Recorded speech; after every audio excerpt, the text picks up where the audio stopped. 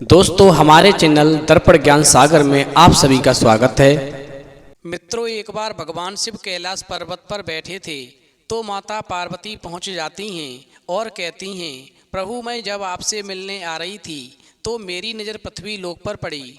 वहां मैंने क्या देखा कि एक स्त्री किसी पुरुष से प्यार करती है, वहीं कुछ समय के बाद में वही स्त्री किसी दूसरे पुरुष से चक्कर चलाती है। वहीं कुछ समय के बाद में वही स्त्री तीसरे पुरुष से प्यार करती है। साथ ही स्त्री ही नहीं, कुछ पुरुष भी ऐसा ही कर रहे हैं। प्रभु ये कैसा प्यार है।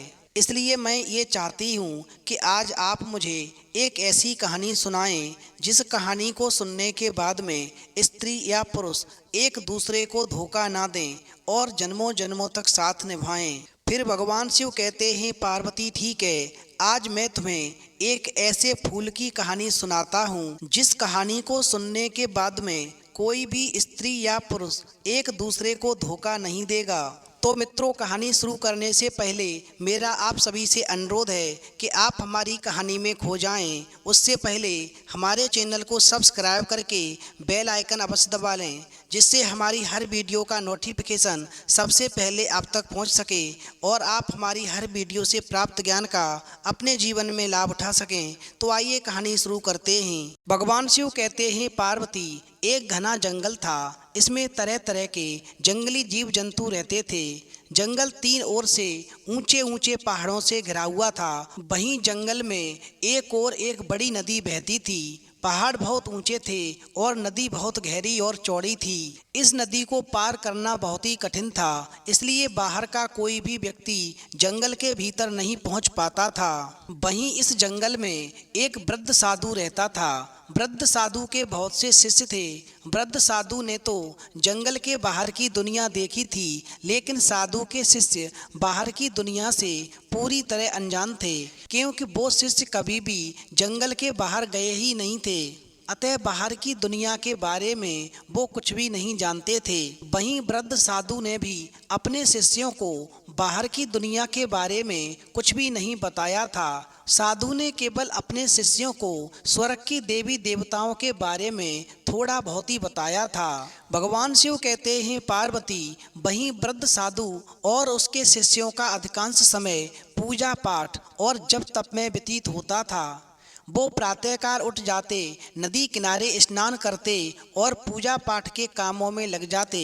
भूख लगने पर वो जंगल के फल फूल खाते और नींद आने पर अपनी अपनी कुटिया में आकर सो जाते। वहीं वृद्ध साधु और उसके शिष्यों का यही जीवन था। इसके अलावा उन शिष्यों ने और कुछ भी नहीं देखा था। उन्हें इसके अलावा और कुछ भी नहीं आता था। वहीं घने जंगल के अंदर उत्तर दिशा की ओर एक सुंदर तालाब था। इस तालाब की जानकारी केवल उस वृद्ध साधु को थी। उसके शिष्यों को तालाब की कोई जानकारी नहीं थी। वहीं वृद्ध साधु ने अपने शिष्यों को तालाब के बारे में कुछ भी नहीं बताया था। इतना ही नहीं, वृद्ध साधु ने अपने शिष्यों को उत्तर दिशा की ओर जाने से भी हमेशा के लिए मना कर दिया था।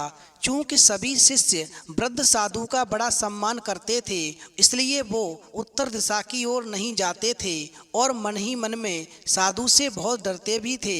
बस यही कारण था कि कभी भी किसी शिष्य ने तालाब की ओर जाने की हिम्मत भी नहीं की। भगवान शिव कहते हैं, पार्वती घने जंगल के उत्तर दिशा में बना हुआ तालाब कोई साधारण तालाब नहीं था। ये परी लोक की राजकुमारी सोना परी का तालाब था। सोना परी हमेशा पूनम को प्रातःकाल अपनी सखियों के साथ आती थी और दिन भर जल क्रीड़ा करती थी और ये जल क्रीड़ा शाम तक चलती रहती थी। वहीं रात का अंधेरा होने के पहले ही सोना परी और उसकी सखियां अपने अपने पंख लगाती और परी लोक को लौट जाती।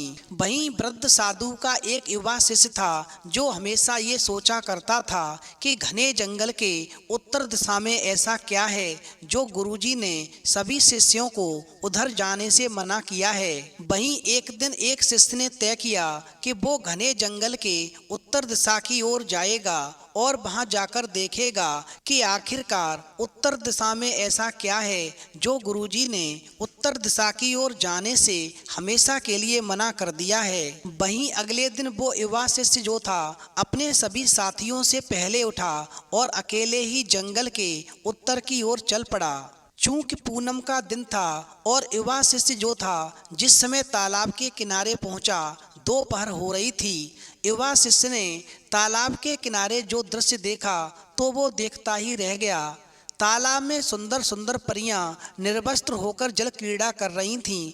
चूंकि युवा शिष्य ने परियां तो दूर कभी भी अपने जीवन में किसी स्त्री को नहीं देखा था, वहीं सुंदर सुंदर परियों को देख कर के वो शिष्य जो था जब तप करना सब कुछ भूल गया और वो एक वृक्ष की आड़ में छिप कर के शाम तक परियों की जल क्रीड़ा देखता रहा। वहीं शाम को परियां तालाब के बाहर निकलीं। उन्होंने अपने अपने पंख लगाए, वस्त्र पहने और उड़ गईं। वहीं ऐसा नज़ारा देख कर के वो युवा शिष्य जो था ठगा सा सब कुछ देखता रह गया। युवा शिष्य का अब हमेशा का ये नियम बन गया। वो पूनम के दिन अपने सभी साथियों से पहले सोकर उठता था और तालाब के किनारे पहुंच जाता था और फिर दिन भर जल परियों की जल क्रीड़ा देखता था और वापस आ जाता था। भगवान शिव कहते हैं पार्वती, इस प्रकार धीरे धीरे 5 महीने बीत गए। युवा शिष्य में तीव्र कामेच्छा उत्पन्न होने लगी। उसका मन अब जब तप में नहीं लगता था। वो दिन भर परियों के बारे में ही सोचता रहता था। रात को सपने में उसे जल क्रीड़ा करती हुई परियां दिखाई देती थीं। युवा शिष्य हमेशा बड़ा बेचैन रहता था।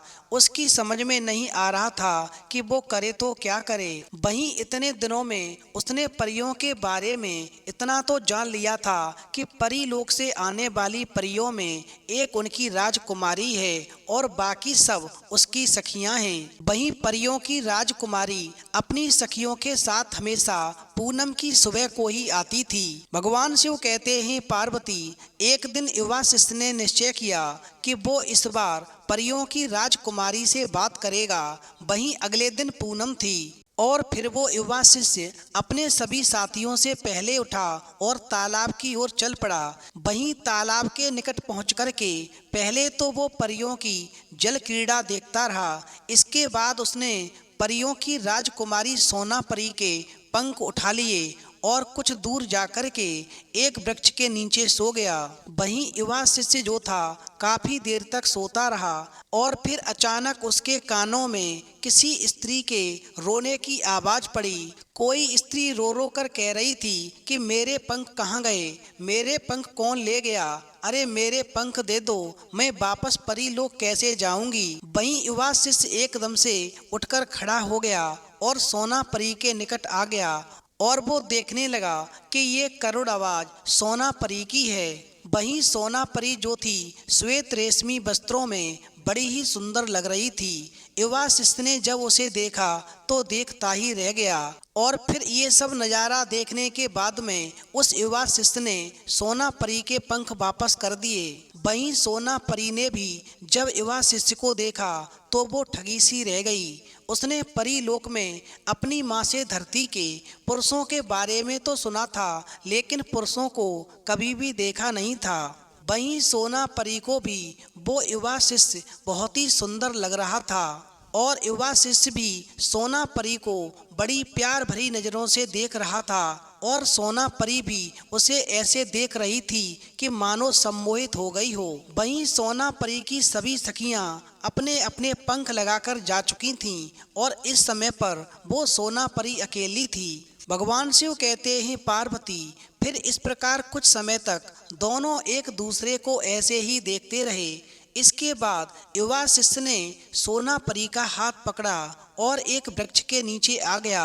वहीं सोना परी ने भी कोई आपत्ति नहीं की। फिर युवा शिष्य सोना परी से आधी रात तक बातें करता रहा। वहीं सोना परी अपनी सखियों से बिछड़ने के कारण बहुत ही घबराई हुई थी, लेकिन युवा शिष्य के सांत्वना देने पर वो सामान्य हो गई और बातें करने लगी। वहीं सोना परी ने उसे बताया कि उसका परीलोक यहाँ से बहुत दूर है, लेकिन वो पंख लगा करके बहुत जल्दी अपने लोक में पहुंच जाती है। वहीं सोना परी ने ये भी बताया कि उसके और उसकी सखियों के समान परीलोक की सभी परियां श्वेत रेशमी वस्त्र पहनती हैं। और फिर इस प्रकार बातें करते करते सोना परी जो थी युवा शिष्य की गोद में अपना सिर रख करके सो गई। वहीं युवा शिष्य धीरे धीरे सोना परी के सिर पर हाथ फेरता रहा। उसे रात भर नींद नहीं आई, शायद दोनों को एक दूसरे से प्रेम हो गया था। भगवान शिव कहते हैं, पार्वती, प्रातःकाल होने पर सोना परी की नींद टूटी। उसने युवा शिष्य का आलिंगन किया और अपने पंख लगा करके परीलोक की तरफ उड़ चली। वहीं युवा शिष्य भी सोना परी को विदा करने के बाद अपने साथियों के पास वापस लौट आया। उसके जाने की बात साधु और उसके शिष्यों को नहीं मालूम थी कि आखिरकार ये कहाँ जाता है, इसलिए युवा शिष्य को कोई परेशानी नहीं हुई और वो अगले दिन से अपने अन्य साथियों के समान ही जप तप में लग गया। भगवान शिव कहते हैं, पार्वती, युवा शिष्य अपने साथियों के साथ जप तप करता अवश्य था, लेकिन पूजा पाठ में उस युवा शिष्य का बिल्कुल भी मन नहीं लगता था। वो आंखें बंद करके बैठ जाता था और सोना परी के बारे में ही सोचता रहता था। उसके साथी समझते थे कि वो जप तप कर रहा है। वहीं कभी कभी उस युवा शिष्य को बड़ी बेचैनी होती थी। ऐसे में वो उठ करके किसी एकांत स्थान में पहुंच जाता था और सोना परी को याद करके रोता रहता था। उस युवा शिष्य को हमेशा पूनम की प्रतीक्षा रहती थी और वो हमेशा यही सोचता रहता था कि किसी तरह पूनम आए और वो अपनी सोना परी के पास पहुंच जाए। भगवान शिव कहते हैं, पार्वती, इस प्रकार वो युवा शिष्य जो था पूनम की रात को सुबह होते ही तालाब की ओर चल देता था और दोपहर तक पहुंच जाता था। फिर दिन भर वो सोन परी के साथ रहता था और ना जाने क्या क्या बातें करता रहता था। वहीं सोना परी भी उसके प्रेम में पूरी तरह से दीवानी हो चुकी थी। वो भी परीलोक में हमेशा खोई खोई रहती थी और पूनम की प्रतीक्षा करती रहती थी। वहीं पूनम का दिन दोनों के लिए एक दिन की खुशियां लेकर आता था। इस प्रकार दोनों पूनम के दिन शाम तक प्रेम लाभ करते और रात का अंधेरा होते ही सोना परी अपनी सखियों के साथ परीलोक को लौट जाती थी और युवा शिष्य अपने साथियों के पास आ जाता था। भगवान शिव कहते हैं, पार्वती, इस प्रकार धीरे धीरे 1 वर्ष हो गया। युवा शिष्य की स्थिति अब पागलों जैसी हो गई थी। वो दिन भर खोया खोया रहता था। जब तब करना उसने पूरी तरह से छोड़ दिया था। उसका किसी काम में मन नहीं लगता था। उसके साथियों ने उससे बहुत पूछा, आखिरकार तुझे क्या हो गया है, लेकिन उस युवा शिष्य ने अपने साथियों को कुछ भी नहीं बताया। वहीं वृद्ध साधु जो था नदी पार करके कुछ दिनों के लिए बाहर गया हुआ था, अतः उस युवा शिष्य की हालत की उस साधु को कोई जानकारी नहीं थी। वहीं युवा शिष्य के साथी उसकी स्थिति देख करके परेशान थे। उन्हें बस इतना मालूम था कि युवा शिष्य पूनम के दिन कहीं जाता है, रात में लौटने पर वो खुश रहता है और फिर 2-4 दिन के बाद में उसकी स्थिति पहले जैसी हो जाती है। वो पागलों जैसी हरकत करने लगता है। आखिरकार कोई ना कोई तो राज है। वहीं युवा शिष्य के सभी साथियों ने मिलकर के इस बारे में विचार विमर्श किया और अंत में ये निर्णय लिया कि वो अगली पूनम को युवा शिष्य का चुपचाप पीछा करेंगे और सारी बातें जानने का प्रयास करेंगे। और फिर उन सभी शिष्यों ने ऐसा सोच करके ऐसा ही किया। वहीं अगली पूनम की रात को जब दिन निकला तो हमेशा की तरह युवा शिष्य कुछ जल्दी उठा और तैयार होकर के तालाब की ओर चल पड़ा। वहीं उसके साथी पहले से ही तैयार थे। वो कुछ दूरी पर रह कर के उसका पीछा करने लगे और फिर इस प्रकार दोपहर होने तक सभी लोग तालाब तक आ पहुँचे। भगवान शिव कहते हैं, पार्वती, इस प्रकार युवा शिष्य के साथियों ने तालाब में जो दृश्य देखा तो देखते ही रह गए। वो देखते हैं कि निर्वस्त्र परियां तालाब में जल क्रीड़ा कर रही थीं। वो अपनी एक सखी के साथ में छेड़छाड़ भी कर रही थीं। वहीं एक परी सबसे सुंदर थी, शायद वो ही राजकुमारी थी। और फिर वो युवा शिष्य को देखते ही परियों की राजकुमारी सोना परी तालाब के बाहर निकली और फिर उसने अपने कपड़े पहने और अपने प्रेमी उस युवा शिष्य के पास में आ गई। वहीं युवा शिष्य के साथी ये सब नज़ारा देख रहे थे। अचानक उन सभी के मन में न जाने क्या आया कि सभी ने आगे बढ़कर तालाब में जल क्रीड़ा कर रही परियों के पंख उठा लिए। वहीं ऐसा करने से परियों ने अजनबी लोगों को देखा तो पहले तो वो घबराईं, फिर शीघ्र ही सामान्य हो गईं। वो तालाब के बाहर निकलीं और अपने अपने कपड़े पहन करके युवा शिष्य के साथियों के पास आ गईं और उनसे अपने पंख मांगने लगीं। भगवान शिव कहते हैं, पार्वती, इस प्रकार युवा शिष्य के साथियों ने सभी परियों के पंख लौटा दिए। युवा शिष्य के जितने साथी थे उतनी ही परियां थीं। फिर तो ये देख करके सभी को आश्चर्य हो रहा था और परियों ने भी पंख मिलने के बाद में उन्हें लगाया नहीं, बल्कि युवा शिष्यों के साथियों से मुस्कराकर बात करने लगीं। वहीं थोड़ी ही देर में एक एक परी ने एक एक साथी को चुन लिया और उनके जोड़े बन गए। वहीं सोना परी और युवा शिष्य ने जब और साथियों को देखा तो उनको देख करके सोना परी और युवा शिष्य दोनों मुस्करा दिए। इस प्रकार धीरे धीरे शाम हो गई। परियों ने एक बार आसमान की ओर देखा। आज उनका मन परीलोक लौटने का नहीं हो रहा था, लेकिन अंधेरा होने के पहले परीलोक लौटना आवश्यक था। अतः सबने अपने अपने पंख लगाए और अपने अपने प्रेमियों से विदा लेकर के परीलोक की ओर उड़ गईं। वहीं धीरे धीरे 6 महीने और बीत गए। युवा शिष्य और उसके साथी पूनम के दिन तालाब के पास पहुंच जाते थे और दिन भर परियों के साथ में प्रेमालाप करते थे और रात का अंधेरा होने के पहले परियों को विदा करके वापस लौट आते थे। चूंकि कारण ये था कि वृद्ध साधु बाहर गया हुआ था, वो अभी तक वापस नहीं लौटा था। उधर समय धीरे धीरे गुजरता चला गया। बसंत का मौसम आने वाला था। ठंडक धीरे धीरे कम होती जा रही थी। फिर एक दिन युवा शिष्य जो था सोना परी का सिर अपनी गोद में रखे उससे मीठी मीठी बातें कर रहा था और उसके साथी भी परियों के साथ प्रेमालाप में मग्न थे। शाम होने को जा रही थी। सोना परी और उसके साथ की परियों के लौटने का समय होने वाला था। सभी परी अपने लोक को लौटने की तैयारी कर ही रही थीं कि अचानक वो वृद्ध साधु प्रकट हो गया और एकदम से शिष्यों का ऐसा नजारा देख करके क्रोध में आ गया। वहीं सोना परी और उसके साथ की परियों ने क्रोधित साधु को देखा तो सांप के भय से अपने पंख लगाए और परीलोक की ओर उड़ चलीं। वहीं क्रोधित वृद्ध साधु ने परियों को तो कुछ नहीं कहा, लेकिन अपने सभी शिष्यों को उसने असुंदर वृक्ष होने का शाप दे दिया। वहीं युवा शिष्य और उसके साथी शीघ्र ही असुंदर पलाश के वृक्षों में बदल गए और कुछ ही पलों में तालाब के चारों ओर पलाश के वृक्षों का एक जंगल सा दिखाई देने लगा। भगवान शिव कहते हैं, पार्वती, अगली पूनम को जब सोना परी अपनी सखियों के साथ आईं तो उसे युवा शिष्य और उसके साथियों की ये स्थिति देख करके बड़ा दुख हुआ।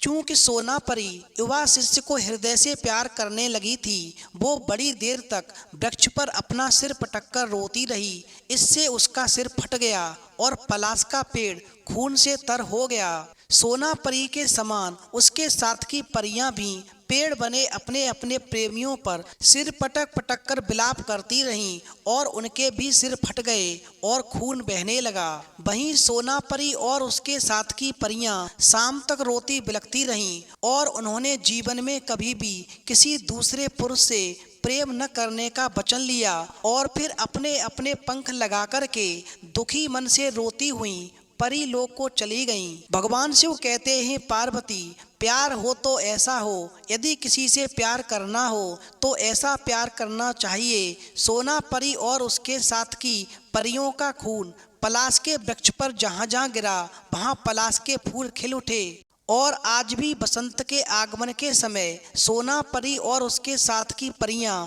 धरती पर आती हैं। वो टेढ़े मेढ़े पलाश के पेड़ों पर अपना सिर पटक पटक कर रोती हैं और अपने प्रेमी के प्यार को याद करती हैं और अपना सिर लहू लुहान कर लेती हैं। वहीं सोना परी और उसके साथ की परियों के जाने के बाद में उन सभी का खून फूलों में बदल जाता है और पलाश का पेड़ सुंदर लाल फूलों से लद जाता है। अंत में भगवान शिव कहते हैं, पार्वती, स्त्री और पुरुष का प्यार परी और उसके प्रेमी जैसा होना चाहिए। जो प्यार की खातिर प्रेमी पौधा बन गया और प्रेमिका परी आज भी पूनम की रात अपने प्रेमी रूपी पौधे के पास आकर के अपना सिर पटकती है और समर्पण को दिखाकर रोती हुई चली जाती है। प्यार ऐसा नहीं होना चाहिए जो पुरुष के मर जाने के बाद स्त्री दूसरे पुरुष के साथ रहने लगे या स्त्री के मरने के बाद पुरुष दूसरी स्त्री के पास रहने लगे। जो स्त्री या पुरुष ऐसा करते हैं वो घोर नरक में जाते हैं और ऐसे लोगों को जीवन में कभी सुख नहीं मिलता। वहीं कहानी सुनने के बाद में माता पार्वती कहती हैं, प्रभु, वास्तव में कहानी सुनकर के मेरा मन प्रफुल्लित हो गया और इस कहानी को जो भी सुनेगा वो एक दूसरे को जन्मों जन्मों तक धोखा नहीं देगा और जन्मों जन्मों तक प्यार करेगा, एक दूसरे को दिए गए वचनों को निभाएगा। तो मित्रों, यदि आपको वीडियो पसंद आई हो तो प्लीज़ आप हमारे चैनल को सब्सक्राइब करें और भगवान शिव और पार्वती के लिए एक लाइक करना न भूलें।